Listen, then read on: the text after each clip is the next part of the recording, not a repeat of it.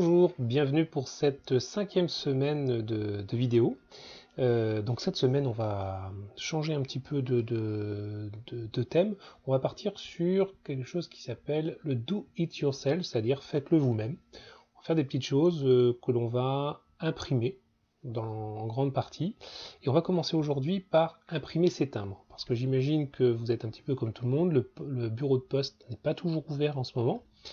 Et ça peut être un souci si vous n'avez plus de timbre.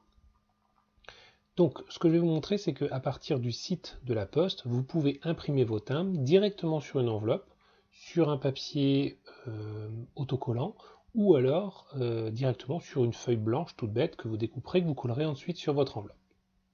Alors on va aller donc sur le site de la Poste. Moi j'utilise toujours Google Chrome, mais vous pouvez utiliser n'importe quel navigateur, ça fonctionnera de toute façon. Donc sur Google Chrome, on va aller directement sur Internet, on va aller directement sur le site de la Poste qui s'appelle tout simplement laposte.fr.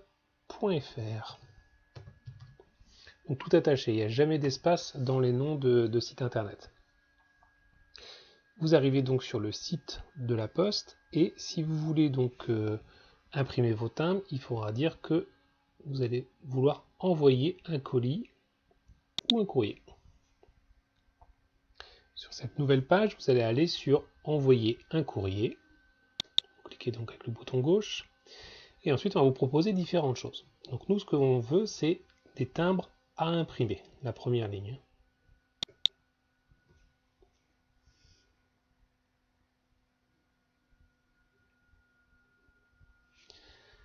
Alors, il y a des planches qui sont toutes prêtes à imprimer, hein, tout simplement. Vous pouvez directement imprimer des timbres avec Marianne, par exemple, dessus. Ou alors, vous pouvez choisir et imprimer vos propres timbres. On va plutôt utiliser ça, c'est un peu plus sympa. Donc, choisissez et imprimez vos timbres.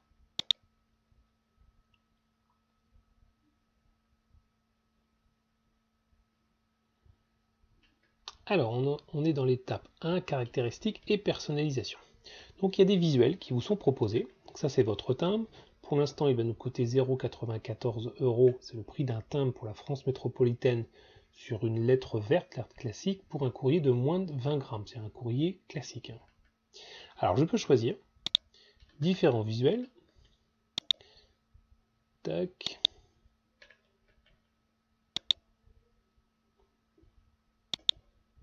Tac, je peux passer. Des naissances. Des timbres à colorier, si vous voulez faire plaisir. Les sigles d'astrologie chinoise.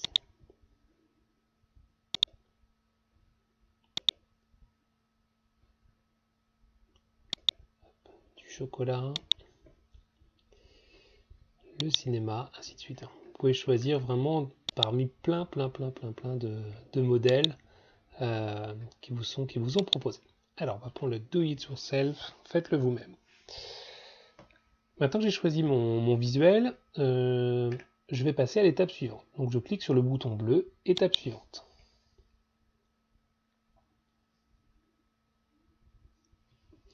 On va me demander sur quoi je veux imprimer. Alors, moi je vais partir du principe que je vais imprimer sur une feuille A4 toute simple, parce que comme je ne peux pas sortir, comme je ne peux pas aller dans un magasin, je ne vais pas pouvoir aller acheter du papier autocollant. Sachez que ça existe, hein. Il y a des feuilles de papier autocollant, notamment de la marque Avery, on verra ça demain notamment, qui vous propose du papier qui est autocollant et prédécoupé. Vous n'avez plus qu'à imprimer vos feuilles de timbre et vous récupérez les timbres dont vous avez besoin.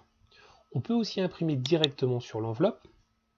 Alors, c'est possible, c'est pas forcément facile de savoir dans quel sens on met l'enveloppe. Et puis là, le but, ça va être d'imprimer une feuille de timbre et puis de pouvoir l'utiliser là pendant les semaines de confinement qui nous restent. Et le dernier, c'est imprimé sur une imprimante spécifique qui s'appelle la Dymo. Vous avez sûrement connu les anciennes Dymo avec le papier autocollant plastique qu'on appuyait, on tournait les lettres. La Dymo a un petit peu amélioré les choses et maintenant ils font des impressions en bande sur des imprimantes spécifiques. Alors nous, c'est pas le propos aujourd'hui. On va cliquer donc sur feuille A4 ou planche d'étiquette, là où vous êtes peut-être déjà. Alors, ce qui est intéressant, c'est que si vous achetez ou si vous avez du papier déjà autocollant avec des timbres que vous allez imprimer dessus, vous avez possibilité de choisir combien de timbres vous allez imprimer. C'est-à-dire que c'est pas la peine d'imprimer 24 timbres, d'en avoir pour 22 euros, puis au final, je ne vais pas utiliser tout ça. Je peux très bien dire, je ne veux que 6 timbres. Du coup, le prix va s'adapter. La taille du timbre n'a pas d'importance. Hein, c'est le fait d'envoyer en fait, que vous payez. C'est-à-dire que si vous choisissez différentes tailles de timbres, vous n'aurez pas le même nombre de timbres par planche, mais vous ne paierez pas plus cher. Vous voyez, quand je change, le prix qui est au bout là ne change pas. Alors moi je pense qu'il y a plus simple, le 24, 24 timbres par planche, même si j'en imprime que 6. Donc j'ai choisi 6 juste en cliquant ici ou en choisissant là. Et puis j'ai possibilité de dire que finalement mon premier timbre, moi je voudrais qu'il commence à la ligne 7, parce que j'ai déjà utilisé les 6 premiers dans le cas où j'ai du papier autocollant, par exemple. Alors c'est pas le cas, donc je commence à 1, j'en fais seulement 6, et j'en aurai donc pour 5,64 €. Je passe donc à l'étape suivante. La conception elle-même est, on pourrait dire, terminée là, à ce stade.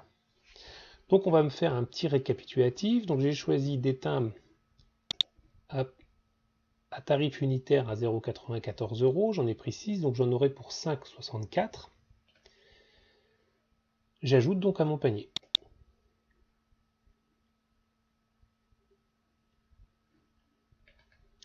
On propose si je veux ajouter d'autres timbres, c'est-à-dire des timbres type Marianne, non, c'est pas ça que je veux donc valider mon panier.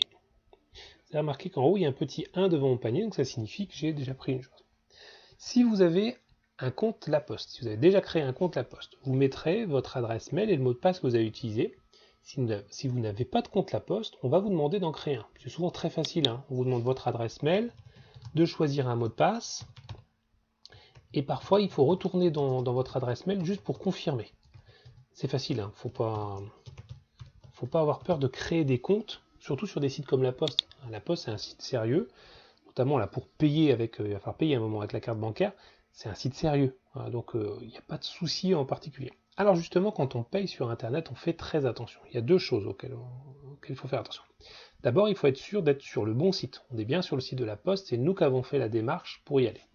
En plus, si vous regardez en haut, vous avez un petit cadenas. Le cadenas dit que La Poste a montré patte blanche au système Internet pour dire que c'est un site sérieux, qui fait attention.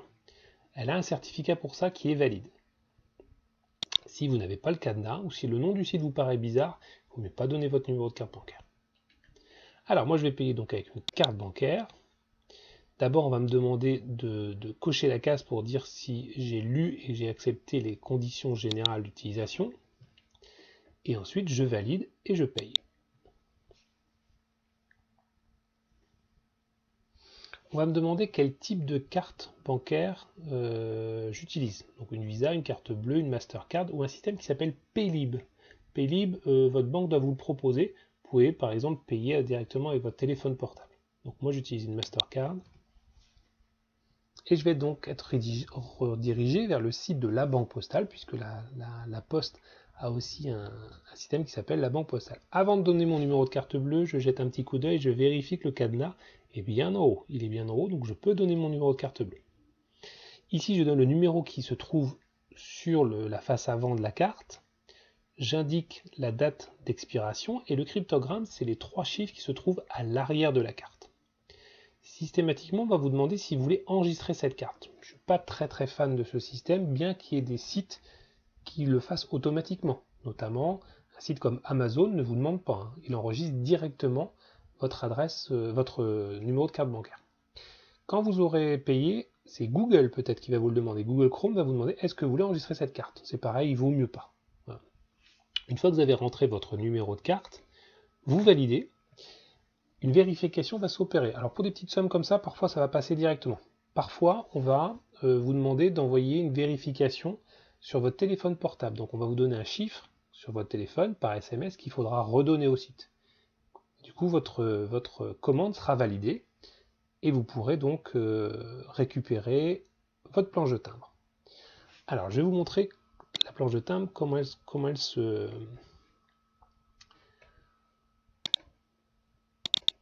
à quoi elle ressemble. Alors voilà une planche de timbre, spécimen, hein, c'est pas, j'ai pas été jusqu'au bout. Donc j'ai plusieurs timbres, j'ai pris donc 1, 2, 3, 4, donc j'en ai pris 12 timbres, oui, pardon. 12 timbres à imprimer. Donc maintenant, j'ai plus qu'à mettre la feuille dans mon imprimante, cliquer sur l'imprimante là-haut et imprimer directement le document. Donc j'aurai une planche de 12 timbres que je vais pouvoir ensuite découper. Alors vous embêtez pas bien sûr à découper la dentelle, hein. Vous découpez autour, hein, en carré, hein, en rectangle plutôt. Vous découpez puis vous collez avec de la colle toute bête et vous mettez ce timbre, enfin cette enveloppe, dans une boîte postale et votre lettre va partir comme une lettre classique. Voilà. Je vous souhaite une bonne journée et je vous dis à bientôt.